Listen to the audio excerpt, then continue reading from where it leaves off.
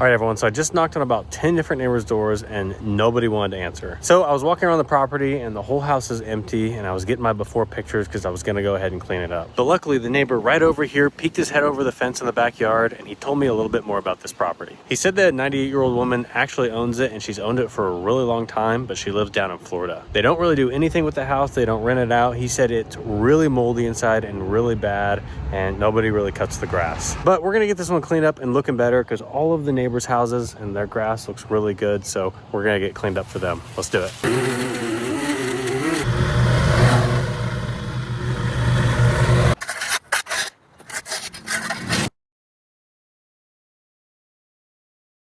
Hey everyone, Spencer here with SB Mowing, and I actually came across this house because it's pretty close to where I live and the grass was getting crazy tall, and so when I drove by I knew I had to check it out. So I went to go knock, but I got no answer, and as I was driving away I saw a couple neighbors walking, so I rolled down my window to ask them if they knew anything that was going on with it. They told me that nobody's lived there for quite a while and there's actually some tea behind it. There's a 98-year-old woman that lives out of state and she owns this house, but she refuses to sell it. There were some people renting it a while ago and they did a lot to fix up the house and make it look nice, but the lady refused to sell it to them, so they ended up moving and buying their own house somewhere else. I guess the roof has been leaking for quite a while. It's gotten super moldy inside and had a lot of water damage, and it really needs to be torn down. But I thought I could go ahead and make the yard look better for all the neighbors around it because everyone had such a nice house and they put a lot of hard work into keeping their yards maintained. So be sure to stay until the very end of this video because the before and after pictures look awesome on this one, and I don't think this yard has looked this good in a really long time. Also, if you haven't done so yet, go down below for me and click that subscribe button, as it's the best way to support this work that I do. Anyways, I hope you'll enjoy this one, and I hope you have a great rest of your day,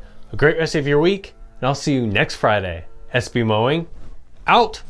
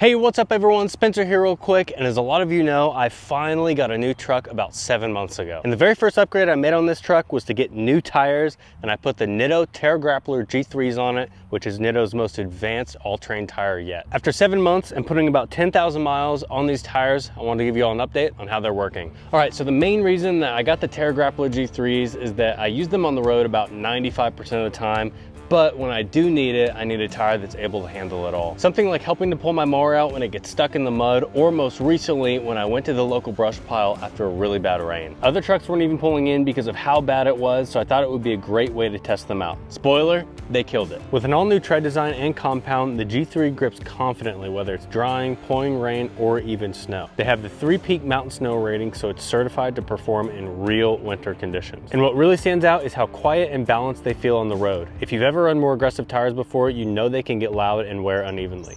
These ones don't. The Terragrappler G3 strikes the perfect balance, rugged when you need it, refined when you don't. So if you're in the market, be sure to go check out the Nitto Terragrappler G3s. You can click the link down in the description of this video, or it's pinned in the very first comment. But anyways, I just want to thank Nitto for sponsoring this video and supporting my work. Now let's get back to this cleanup.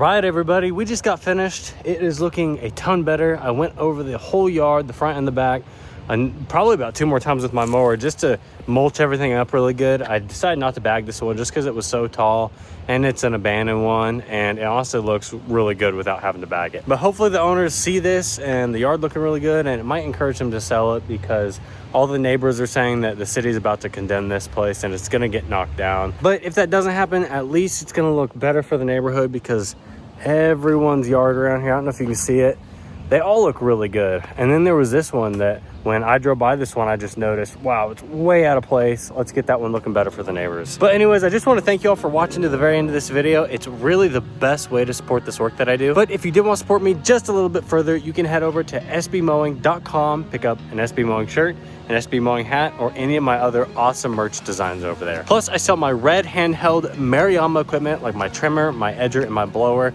I've got the whole lineup of their equipment over on my site. But anyways, I hope you all enjoyed this video, and I hope you have a great rest of your day, a great rest of your week, and I'll see you next Friday. SB Mowing, out.